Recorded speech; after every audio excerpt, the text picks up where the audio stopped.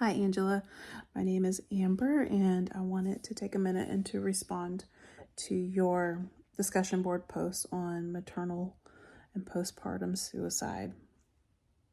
You referenced our text, Fisher et al., talking about how pregnancy and the postpartum period can really exasperate any pre-existing mental health conditions due to hormonal changes, also physical discomfort, the stress of bringing in a newborn, another life into the world, especially if you're having a hard time taking care of yourself, emotional vulnerability, all of these things can really exasperate any other pre-existing mental health conditions.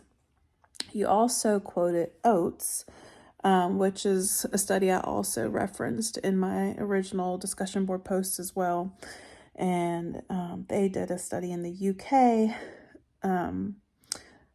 discovering what the leading cause of maternal suicide was, and they found that pre-existing mental health conditions were a major contributor. Whether they had been hospitalized before due to and maybe had been separated from the newborn, all kinds of different scenarios that she found to be a leading cause. So in my studies or research, I also found another article that it was a study done in California by Dr. Goldman Malore and Dr. Magerson. And they were discussing maternal drug-related death and suicide as leading causes of postpartum death. And so their study found that suicide, drug-related, was the second leading cause of death, and suicide was the seventh. And together, these deaths comprised of 18% of all maternal deaths. And so 2/3 of the women who died by drugs and suicide.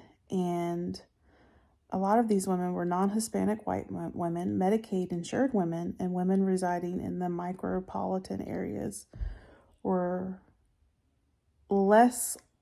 especially likely to die from drugs and suicide. And so with their conclusion, they discovered that physicians will probably be the first ones as a point of identification to have prevention or early prevention and to catch this women at risk for these types of deaths and maternal postpartum suicides. And they found that deaths caused by drugs and suicide are a major contributor to mortality in the postpartum period and warrant increased clinical attention. And so really training our physicians and maternal caregivers to recognize early signs can be a leading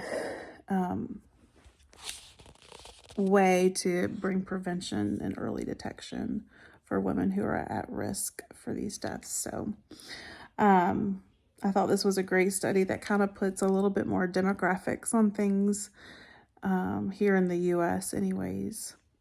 Whereas I know when we talk about dealing with maternal suicide international, you have a lot of cultural things that have major contributors into maternal suicides, as well as even here in America when we think about economic and social determinants that could be playing a huge factor into it as well. So anyways, I enjoyed reading your posts, and I look forward to dialoguing more in the future.